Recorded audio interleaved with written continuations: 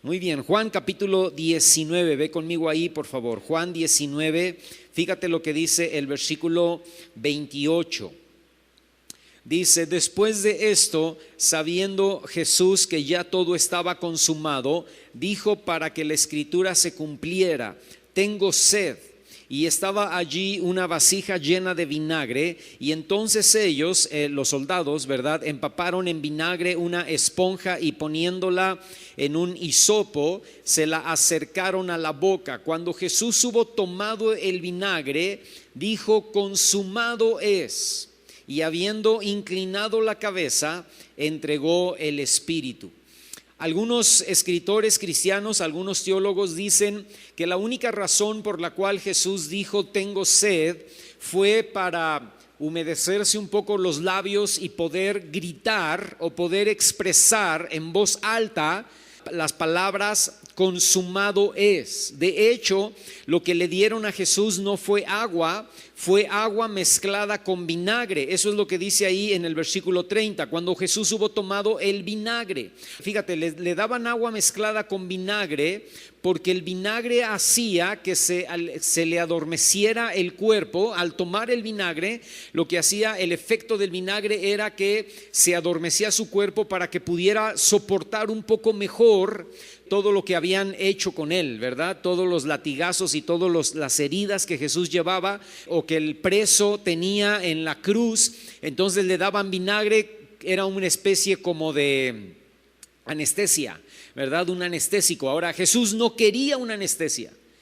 Los otros escritores dicen que no probó el agua mezclada con vinagre porque Jesús quería pasar, escucha esto hermano, Jesús quería pasar cabalmente los sacrificios de la cruz por amor a ti y a mí. Él no quería adormecerse, él no quería anestesia, él quería sufrir todo lo que tenía que sufrir por causa tuya y por causa mía. Entonces por eso los otros dos escritores de los evangelios dicen que no probó. Cuando le acercaron el agua con el vinagre, al él saber que era agua con vinagre, él no quiso tomarla, pero Juan dice que sí la tomó. Ahora, lo que dicen los escritores es que no hay contradicción allí, que lo que pasa es que no se la tragó, o sea, no tomó el agua con el vinagre, solamente dice un escritor que yo leí ahí en el evangelio de Juan, dice que solamente empapó sus labios, ¿verdad?, con esa agua, con ese vinagre, se remojó los labios para poder decir fuertemente: consumado es. Hay una moda muy errónea en la iglesia que es moda el día de hoy, pero no es nueva.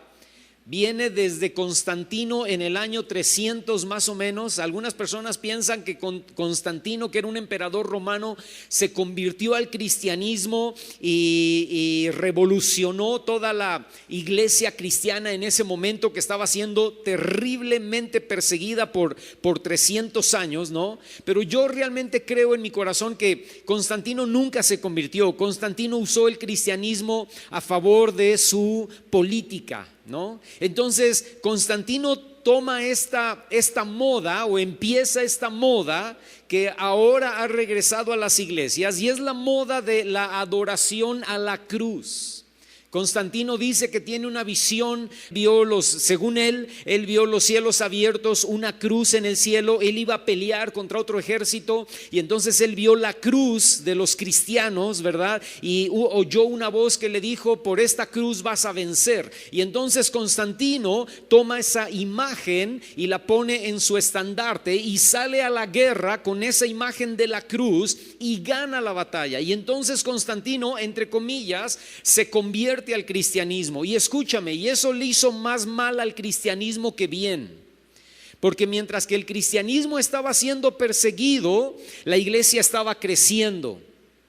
Cuando el cristianismo dejó de ser perseguido, cuando la gente empezó a dejar de morir como mártires por el Señor, y cuando todo se tranquilizó porque Constantino, ahora el emperador, era cristiano y la moda era ahora ser cristiano, entonces la iglesia se vino para abajo, se diluyó, se mezcló con paganismo y se echó a perder.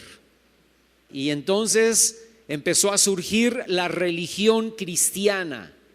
Y durante todos los años que esto duró, hubo gente que se mantuvo fiel, hubo gente que se mantuvo en el verdadero evangelio del Señor. Pero la mayoría de, entre comillas, los cristianos se volvieron cristianos mediocres, se volvieron cristianos light. El cristianismo se diluyó terriblemente y ahora los cristianos podían vivir en pecado y ser cristianos. Pero bueno, no quiero hablarte de esto porque es historia, ¿verdad? Pero el caso es que él empezó con esta moda que ha regresado a la iglesia de la adoración a la cruz. Y algunas iglesias el día de hoy llegan al extremo de cantarle a la cruz, de adorar la cruz, de tenerla dentro de la iglesia como un símbolo valioso e importante. Pero yo te digo algo, hermano, debemos entender que la cruz no significa nada para nosotros, solamente fue el instrumento donde Jesús murió. Lo que nos salvó, escucha, fue Cristo en la cruz, no la cruz.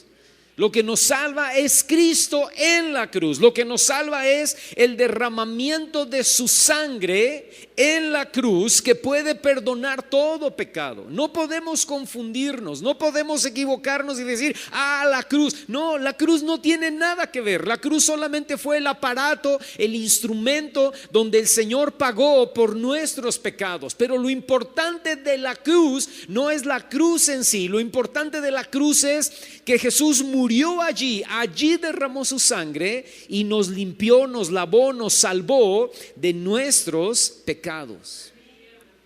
Hebreos capítulo 9, ve conmigo allí, por favor. Voy a darte varias citas esta mañana, así que por favor mantén tu Biblia allí abierta y muy al pendiente para buscar rápidamente las citas.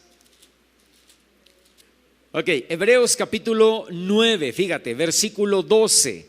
Dice, y no por sangre de machos cabríos ni de becerros, que era la manera en cómo se podía uno ser limpio de sus pecados en el Antiguo Testamento dentro del pueblo de Israel, a través de la sangre de machos cabríos, a través de la sangre de becerros. Dice, no por eso, sino por su propia sangre, por la propia sangre de Jesús que fue derramada en la cruz del Calvario. Dice, entró una vez para siempre Jesús en el lugar santísimo. ¿En cuál lugar santísimo? En el lugar santísimo celestial, no terrenal, pero celestial. El Señor tomó esa sangre que derramó en la cruz del Calvario, subió a los cielos, en los cielos entró hasta el lugar santísimo, a la presencia del Padre, y allí, dice Hebreos 9:12 al final, obtuvo eterna redención por ti y por mí. Tomó la sangre que él mismo derramó en la cruz del Calvario y la llevó a la presencia del Padre, y en la presencia del Padre dijo, aquí está la sangre que puede limpiar a cualquier persona que crea en mí y se arrepienta de todos, escucha porque esa palabra es importante, de todos sus pecados, de todas sus maldades y de todas sus fallas. Ahora, Jesús sabía varias cosas al llegar al momento de entregar su vida en ese instrumento de tormento. Él sabía que se había cumplido, o que se estaba cumpliendo, lo que se había profetizado de él desde el Génesis hasta este punto de la cruz del Calvario. Él sabía, él dice, toma el vinagre, se moja los labios y grita con todas las fuerzas que le quedaban de todo su sacrificio que ya había hecho. Él grita, ahora consumado es. Consumado es. ¿Por qué? Porque él sabía que lo que se había profetizado desde el Génesis hasta ese punto, ahora se estaba cumpliendo totalmente en él. Fíjate, ve conmigo Génesis capítulo 3, versículo 15. Estamos hablando de cuando Adán y Eva pecan, ¿verdad? La serpiente los engaña y entonces Dios pronuncia juicio en contra del hombre, en contra de la mujer y en contra también de la serpiente. Y entonces ahí en el versículo 15, y yo te lo voy a leer en la Biblia de las Américas, ¿está bien? Dice: y el Señor Dios dijo a la serpiente: por cuanto has hecho esto, maldita serás más que todos los animales y más que todas las bestias del campo. Sobre tu vientre andarás y polvo comerás todos los días de tu vida. Y pondré enemistad, escucha lo que viene a continuación porque es muy importante. Dice: pondré enemistad entre tú y la mujer, entre tu simiente y su simiente. ¿De qué simiente estaba hablando? De la simiente de la mujer. Dice: voy a poner enemistad entre tu simiente, Satanás, y su simiente. Él, el que nazca de esa simiente de la mujer, te va a herir. Otra palabra allí en el hebreo para herir es: te va a aplastar, te va a triturar, te va a demoler en la cabeza. Y tú, Satanás, vas a poderlo herir a él en el talón o en el calcañar. ¿Cuántas semillas se necesitan para que se produzca el nacimiento de un niño? Se necesitan 2 semillas: la semilla del hombre y la semilla de la mujer, ¿sí o no? No hay otra manera. Aunque la gente moderna del día de hoy diga lo contrario, no hay otra forma, ¿verdad? Se necesita un hombre y una mujer para procrear un hijo. Un hombre y un hombre no pueden procrear un hijo. Una mujer y una mujer no pueden procrear un hijo. Se necesita biológicamente, aunque hoy día nieguen la biología, tontamente, absurdamente, ¿verdad? Pero aunque nieguen la biología, se necesita un hombre y de una mujer para procrear un hijo. Pero aquí no. En Génesis capítulo 3 versículo 15 no dice: va a haber una guerra, va a haber una enemistad entre la simiente del hombre y la simiente de la mujer contra tu simiente. No dice eso. Dice: entre tu simiente, Satanás, y la única simiente de la mujer. Porque esta mujer, lo que estaba profetizando Dios ahí en Génesis capítulo 3 versículo 15 es: esta mujer no va a necesitar de la simiente del hombre. Esta mujer va a concebir por el Espíritu Santo. Esta es la única mujer en la historia que no va a necesitar la semilla de un hombre. Esta mujer va a concebir por la semilla del Espíritu Santo en su cuerpo. Y el producto de lo que nazca de esta mujer que va a concebir por el Espíritu, el producto de eso te va a herir a ti, Satanás, en la cabeza. Te va a demoler, te va a aplastar, te va a aniquilar. Tú le vas a herir en el talón. Y la herida en el talón va a ser fuerte, va a ser difícil, pero no se va a comparar. La herida que tú le vas a hacer en el talón, la cruz del Calvario, no se va a comparar con la herida que Él te va a hacer en la cabeza. La herida que tú le vas a hacer en la cruz del Calvario va a ser fuerte, va a ser difícil, pero la herida que Él te va a hacer en la cabeza va a ser mortal. Te va a aniquilar, te va a pulverizar. Escucha, hermano, ¿cuántos le dan gloria a Dios por esto? Amén. Jesús sabía, estando en la cruz, a segundos de morir, que su sacrificio, que el derramamiento de su sangre era suficiente para cumplir esa profecía y todas las demás profecías que había desde Génesis hasta Malaquías. Y que su sangre era suficiente para obtener nuestra salvación. Sabía, hermano, que al rendir su vida allí en ese instrumento de martirio, todo había sido ya cumplido, todo había sido ya completado.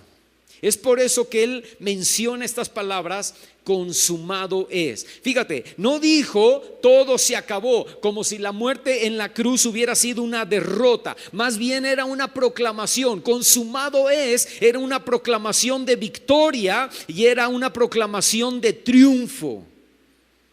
La palabra en griego, de hecho, para consumado es, literalmente es: todo ha quedado finalizado. Logré la victoria, terminé el trabajo, he acabado la obra, he acabado la tarea, la encomienda para lo que fui enviado a este mundo. Jesús tenía muy claramente la tarea en la cabeza, ¿verdad? Él sabía para lo que había nacido, él sabía para lo que había venido y él sabía lo que estaba pasando. Por eso en el Getsemaní él ora y dice: Señor, si se pudiera pasar esta, porque sé lo que me espera y me da terror. ¿A quién no, verdad? Yo estaría muerto de miedo, hermano. Sé lo que me van a hacer, sé todo por lo que voy a pasar, sé cada sufrimiento que voy a vivir a partir de ahora, después de esta noche. Sé a lo que voy, pero al final de cuentas, Señor, dice Jesús, no se haga como yo quiero, sino como tú dices. No se haga mi voluntad, sino tu voluntad. Y cuando el Padre le dice: no hay plan B, no hay plan C, no hay plan D, hay plan A, y es al que te tienes que someter, Jesús dice: está bien, ok, lo hacemos entonces. Y pasa por todo eso sin anestesia y llega a la cruz, hermano. Y cuando termina todo este sacrificio, escucha, que duró casi 12 horas. 12 horas, hermano, desde que lo atrapan y lo comienzan a golpear hasta el punto en donde puede decir: consumado es. 12 horas de martirio. Ahora, escucha, ¿por qué? ¿Por qué? Porque toda la ira de Dios que te tocaba a ti y que me tocaba a mí, toda esa ira de Dios se manifestó en Jesús. Dios estaba airado, Dios estaba enojado en contra tuya y en contra mía, porque tú y yo afectamos su santidad, tú y yo nos rebelamos contra Él, tú y yo menospreciamos su autoridad. Y Dios estaba airado en contra de nosotros, y por esa ira tú y yo merecíamos el infierno. Tú dices: no, hermano, ¿cómo cree? Dios es un Dios de amor, Dios es un Dios de misericordia, ¿sí? Y también es un Dios justo. Y por su justicia, tú y yo merecíamos ir al infierno. Por su justicia, tú y yo merecíamos ser castigados, porque Dios estaba verdaderamente, terriblemente enojado. Dice la palabra: terrible cosa es caer en manos de un Dios vivo. Terrible cosa. Porque si no hay gracia, si no hay misericordia en medio de ese juicio de Dios, hermano, escúchame, es espantoso. Y Jesús se puso en medio y dijo: yo sufro por causa del hombre, yo sufro, yo paso el juicio que tú traes en contra de Daniel Carrillo, yo lo paso y yo lo llevo ahora en la cruz. Y ahí en la cruz, hermano, por eso Jesús dice: Dios mío, ¿por qué me has abandonado? Porque allí en la cruz Dios Padre voltea su rostro y no quiere ver todo el pecado que Jesús estaba cargando en ese momento, no solamente de Daniel Carrillo, sino de cada uno de nosotros. Y Jesús el Padre voltea el rostro y está totalmente indignado, y todo ese juicio, toda esa ira de Dios santo, 3 veces santo, cayó sobre Jesús.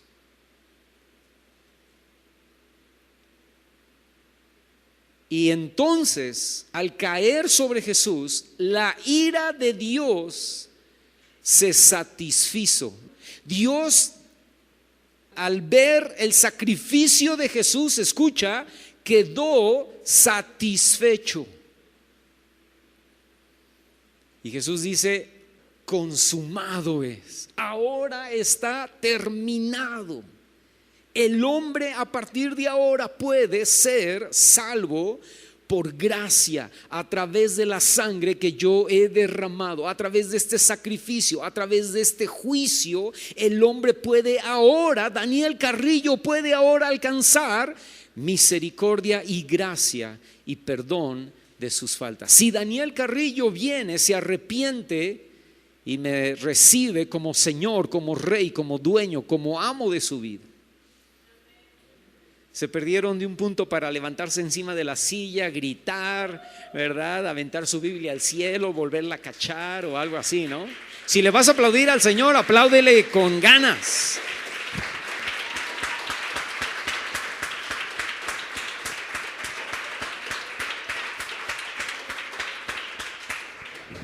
Escucha, ¿qué fue terminado o finalizado al morir Jesús en la cruz? Toda la tarea encomendada por el Padre, todas las profecías del Antiguo Testamento cumpliéndose cabalmente en Cristo, la terminación de las normas de la ley ceremonial. Ya no tenemos que traer un cordero, ya no tenemos que traer un buey, ya no tenemos que traer una paloma a un templo para que lo metan allí, lo sacrifiquen y pongan la sangre en el lugar santísimo. Ya no más, porque ahora es en Cristo Jesús. Se satisfizo la ira de Dios, el pago completo de la deuda que teníamos por nuestros pecados. Y escúchame, y aparte lo que terminó, lo que finalizó allí fue la derrota del diablo, dejarlo inoperante con el imperio de la muerte.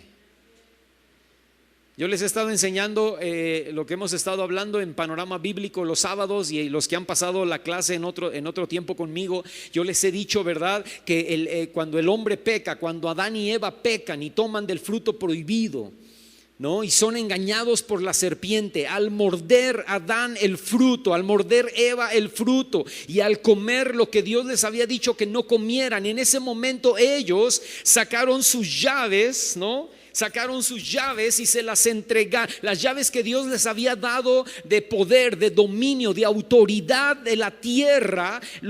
Adán y Eva se las entregaron a Satanás. Y allí iba, hermano, el imperio de la muerte, porque Adán y Eva no tenían que morir. Adán y Eva iban a vivir eternamente. Pero cuando pecan, ellos le entregan las llaves, ellos le entregan el dominio a Satanás, y Satanás se los arrebata. Y luego viene Satanás y le dice al Señor: mira, si tú te postras y me adoras, todos estos reinos que a mí me han sido entregados, yo te los voy a dar, porque a mí me los entregaron. Mentiroso, a ti no te los entregaron, tú te los robaste de Adán y de Eva, te los robaste con engaños. Es el príncipe ahora, el príncipe de la potestad del aire, porque se robó. Los que están pasando conmigo el Panorama Bíblico ahora lo entienden, ¿verdad? Se robó los lugares celestiales, se robó el segundo cielo, se robó la autoridad de la muerte. Y ahora el hombre vive con temor, porque a partir de que Adán y Eva comieron del fruto prohibido, escúchame, entró la muerte a sus vidas. Y ahora el hombre teme morir. El hombre que no conoce a Dios. Porque los que conocemos al Señor no tenemos miedo de morir. Voltéate con el que está a tu lado y dile: no tengas miedo de la muerte. Bueno, si eres cristiano, ¿verdad? La muerte no nos da temor. Lo que da temor es cómo vamos a morir. Eso es otra cosa. ¿No? Eso es otra cosa. Ay, hermano, a mí me da miedo morir de cáncer. Bueno, eso es otra cosa, ¿verdad? No quiero sufrir, no quiero que... Estábamos hablando en estos días en el congreso con unas personas y una hermana decía ahí, a mí no me da miedo la muerte, a mí lo que me da miedo es que volverme muy viejita cuando cumplo años y me dicen muchos días de estos. Yo volteo con el Señor y digo: que no sean muchos, Señor, porque a mí me da temor, me da pavor, me da escalofrío llegar a un punto de mi vida donde me convierta en una anciana y me tengan que poner pañal y me tengan que bañar. Eso yo no lo soportaría. Bueno, estoy de acuerdo, ¿verdad? ¿A quién le gusta eso? ¿Quién quiere eso? Señor, que yo siempre le digo al Señor, ¿verdad? Señor, que yo muera de amor, ¿verdad? No de cáncer, no de una gripa, que muera de una gripa, Dios, ¿verdad? Pero escúchame, lo que nos da miedo es saber cómo vamos a morir. Pero la muerte en sí no nos da miedo. La muerte en sí, hermano, es lo que abre la puerta para que tú y yo entremos a la eternidad con nuestro Dios. Ven, Andrés, te voy a poner de ejemplo. Imagínense que Andrés es el diablo. Los papás no pueden decir amén, ¿verdad? Imagínense que Andrés es el diablo. Y entonces, bueno, perdón, permíteme. Y entonces Adán y Eva le entregan al diablo, ¿verdad? Bueno, no se las entregan. Tenían ellos las llaves y tú arrebátamelas. Y se las arrebató, ¿verdad? Adán y a Eva. Y siglos después, hermano, ponlas así enseñando. Y siglos después viene Jesús en la cruz del Calvario y dice: consumado es. Y Él se las vuelve a arrebatar. Gracias Andrés. El próximo año vamos a hacer lo mismo, pero lo vamos a disfrazar, ¿verdad? Y Él se las arrebata y le vuelve a quitar a Satanás todo dominio y toda autoridad. Y con eso le quita también las llaves de la muerte. Y ahora tú y yo no tenemos temor de morir. ¿Por qué? Porque sabemos cuál es nuestro destino final. Sabemos cuál es nuestra morada eterna, hermano. La muerte nada más es un alivio. Pablo dice: yo no sé qué escoger. Si sigo vivo, pues qué bueno, ¿verdad? Porque trabajo para ustedes y le echo ganas y sigo compartiendo el evangelio y sigo ganando más gente para el Señor. Pero si muero, me voy con Él, ¿no? Entonces, hermano, morir. Por eso en los velorios cristianos cantamos cantos, ¿verdad? Y los velorios cristianos nos reímos y hablamos de las anécdotas de la persona que murió y decimos: el hermano, la hermana, ¿verdad? Increíble, y esto, yo me acuerdo cuando llegó y me dijo, y nos reímos. Y la gente que está afuera en otros velorios pasa y se nos queda viendo así como que estos raros, ¿verdad? Están en una fiesta. Sí, estamos en una fiesta. Hay dolor, hay quebranto, hay tristeza, claro que sí. Hay luto, claro que sí. Pero estamos en una fiesta porque sabemos dónde está esta persona que en unos instantes más va a ser cremada o va a ser enterrada. Sabemos dónde está, sabemos con quién está y sabemos cómo está y sabemos que la vamos a ver en la eternidad. Y por eso podemos cantar coritos y por eso podemos cantar cantos. Hay gente que deja escrito. Una hermana, yo conocí una hermana que decía: yo ya estoy haciendo, ¿verdad? Me decía ella: yo ya estoy haciendo en una hoja, ya dejé todo lo que quiero que hagan en mi funeral, ¿no? Y eso es buena idea, hermano. Ay, no, hermano, no hable de funeral porque habla de la muerte y a mí me da miedo. No, conviértete. Arrepiéntete y te va a dejar de dar miedo la muerte, ¿no? Pero ella ya había dejado: yo quiero que canten estos cantos, yo quiero que canten estos coros, yo quiero que predique el hermano fulano de tal, yo quiero que hagan esto en mi funeral, ¿no? Que en tu funeral estemos: Yahweh se manifestará, Jireh se manifestará, ¿no? Y alrededor de la caja, no, se manifestará. Y la gente afuera dice: bola de locos, ¿verdad? Sí, totalmente. Completamente bola de locos, ¿no? Porque sabemos dónde vamos, sabemos dónde estamos, sabemos con quién vamos, hermano. Imagínate eso, es glorioso. Glorioso lo que vamos a ver allá. Ni nos lo imaginamos, ¿verdad? Lo que vamos a vivir. ¿Cuántos se quieren ir? Amén. Ahorita traemos unas pistolas. Las vamos a repartir, ¿verdad? Y ya se convirtió usted en secta, ¿no? Escucha, ve conmigo Hebreos capítulo 2, por favor. Hebreos capítulo 2. Hebreos en el capítulo 2, en el versículo 14 dice: así que por cuanto los hijos, ¿cuántos hijos hay aquí de Dios? Amén. Dice: así que por cuanto los hijos participaron de carne y sangre, Él también participó de lo mismo. Escucha lo que decíamos hace un rato: para destruir por medio de la muerte al que tenía el imperio de la muerte, esto es, al diablo. Por esa razón que acabamos de leer ahí en Hebreos 2:14, por esa razón es que la muerte de Cristo estaba muy lejos, hermano, pero muy lejos de ser una derrota. Fue una completa victoria. Y el diablo no lo entendió, porque el diablo es medio tonto. O bueno, tonto y medio, ¿no? El diablo nunca lo entendió. El diablo cuando Jesús murió y cuando dijo consumado es, el diablo se puso a danzar de alegría y dijo: lo logré, maté a Dios, ¿verdad? Destruí a Dios. Y al tercer día se volvió loco. Al tercer día dijo: ¿qué hice? ¿No? ¿Qué hice? Ahora la muerte nos abre la puerta de la eternidad. Ahora la muerte nos lleva a la presencia del Señor. Fíjate, ve conmigo, Segunda de Corintios, por favor. Segunda de Corintios capítulo 5. Y fíjate lo que dice, vamos a leer versos 17 al 19. Escucha esto, hermano. Escucha esto porque es impactante. Dice, de modo que, dice el verso 17, de modo que si alguno está en Cristo, ¿cuántos están en Cristo esta mañana? Amén. Nueva criatura es. Las cosas viejas, ¿qué sucedió? Pasaron. He aquí, ¿cuántas?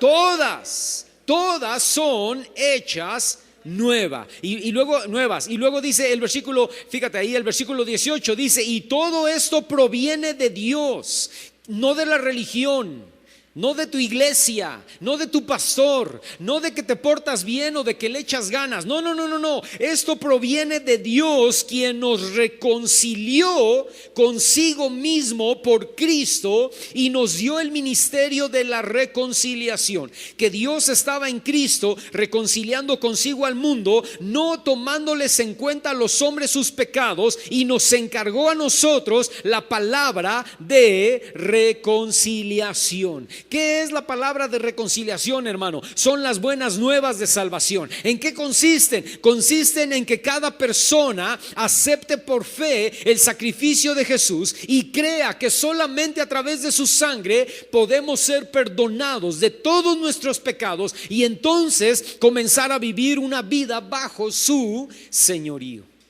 Esas son las buenas nuevas de salvación. Esas son las buenas nuevas de salvación que tú y yo debemos predicar. Esas son las buenas nuevas de salvación que tú y yo necesitamos compartir. De esas nuevas de salvación son las que debemos hablar a la gente que no conoce de Dios.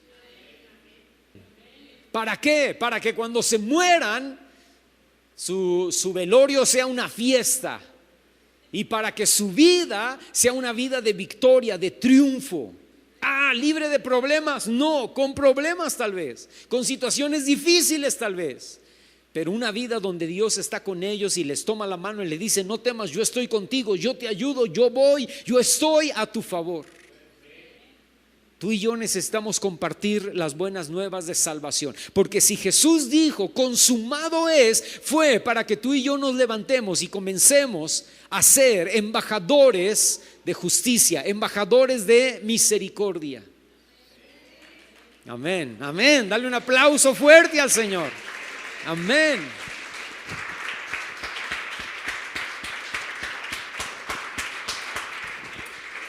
A mí me dio gusto que los llevaron en el congreso o en el campamento los sacaron a predicar el evangelio, ¿verdad?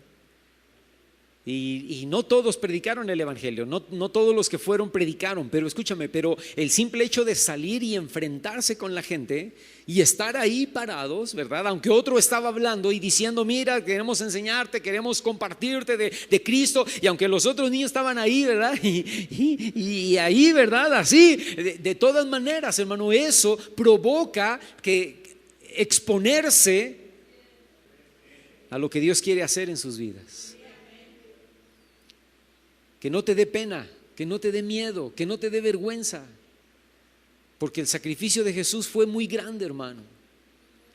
Esas palabras consumado es, son dos palabras solamente, pero le costaron todo al Señor.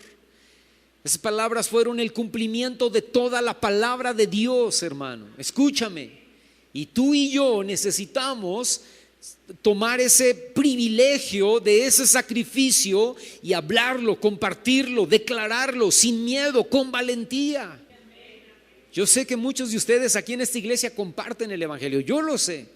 Llega gente conmigo y me dice, hermano, le estuve hablando a fulano, le estuve hablando a sutano. Escúchame, la idea no es traerlos a la iglesia, ¿verdad? O la idea no es compartirles y que se conviertan. La idea es hablarles. De ellos depende que se arrepientan, que acepten al Señor y que vengan a la iglesia. No sé si me estoy explicando. No depende de ti, depende de ellos, pero lo que depende de ti es que les hables, que seas valiente y les hables, ¿verdad?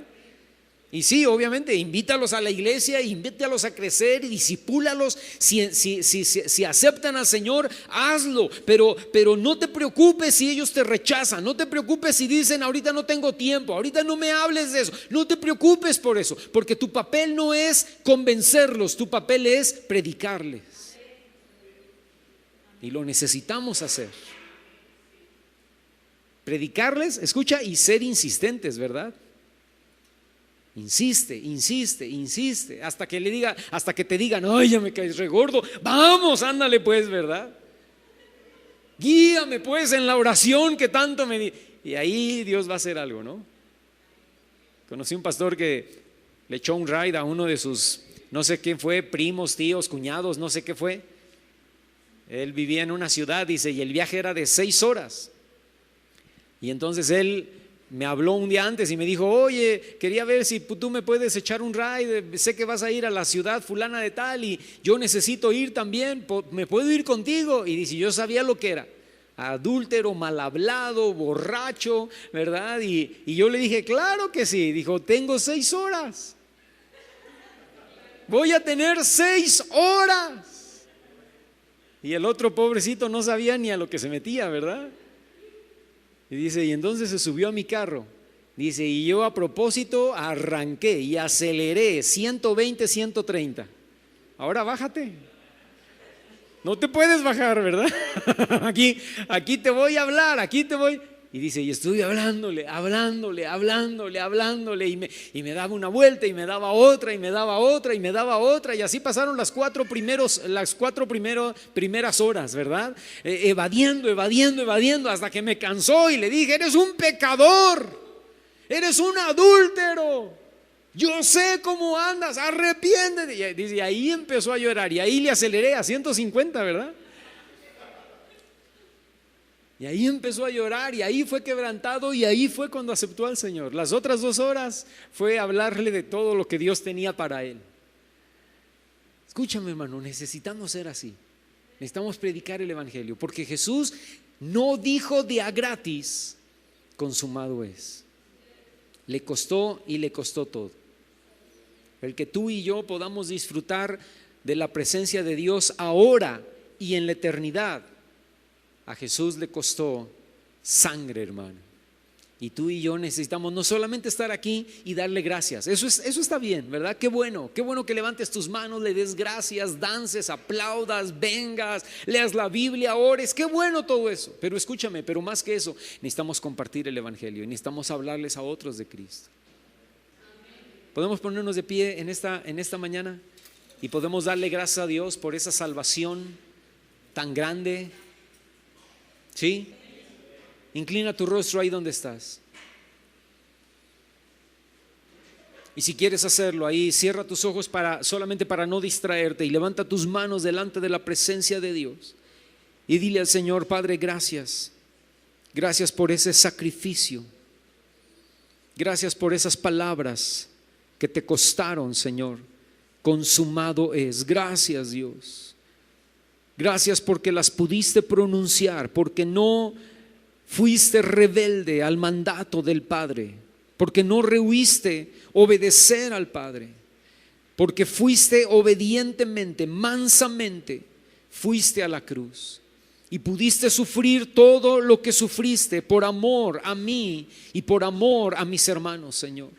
Y por amor a otras personas que hasta el día de hoy no te conocen, familiares, parientes, amigos que no te conocen, Señor. Pero Padre, queremos ser fieles nosotros. Queremos compartir las buenas nuevas de salvación. Queremos ser embajadores. Porque sabemos, Señor, que esas palabras costaron un gran sacrificio, un terrible sacrificio. Esas palabras fueron derramadas con sangre. Y Padre, hoy, Señor, no solamente queremos darte gracias por el perdón de nuestros pecados y por la salvación tan enorme y grande que has hecho en nuestras vidas, sino queremos, Señor, también ser responsables y tomar ese privilegio, Señor, y tomar ese mandamiento, tomar esa ordenanza de ir y predicar esas buenas nuevas de salvación, Señor. Queremos abrir nuestra boca. Queremos declarar que tú eres un Dios bueno. Queremos declarar que eres un Dios santo. Queremos declarar que eres un Dios justo. Queremos declarar que eres un Dios de amor. Queremos declarar que eres un Dios de misericordia. Te damos gracias, Señor, porque todas esas profecías desde Génesis capítulo 3 hasta Malaquías, Señor, se cumplieron en ti. Porque podemos estar seguros, podemos estar ciertos, Señor, de que tu palabra es la verdad. Y de que tú, Señor, nos redimes, nos limpias, nos lavas, nos santificas, nos perdonas. Sepultas en lo profundo del mar todos nuestros pecados, Señor. Hoy celebramos, Señor, lo que mucha gente allá afuera no entiende que celebra, pero nosotros hoy celebramos lo que tú veniste a hacer en la cruz del Calvario, tu muerte y tu resurrección, tu sangre derramada por nosotros, tu sangre derramada a favor de nosotros. Yo quiero que pienses esta mañana, ¿dónde estarías si el Señor no hubiera venido a tu vida? ¿Dónde estarías? Algunos de nosotros estaríamos muertos tal vez. Hoy es un buen día, hermano, para levantar nuestras manos y decirle: Señor, gracias. Te alabo, te bendigo, te exalto, porque aún con mis imperfecciones, aún con mis defectos, con mis fallas, aún, Señor, con mis metidas de patas, Señor, tú me amas, tienes misericordia de mí y estás trabajando en mi vida. No solamente viniste a darme una salvación, sino a perfeccionarme, a dirigirme, a instruirme, a guiarme. Y he visto tu mano una y otra vez. He visto tu fidelidad, he visto tu misericordia, he visto tu paciencia, he visto, Señor, tu gracia sobre mi vida. Y esta mañana te alabo, te bendigo, te glorifico, te exalto y declaro que eres bueno, Señor.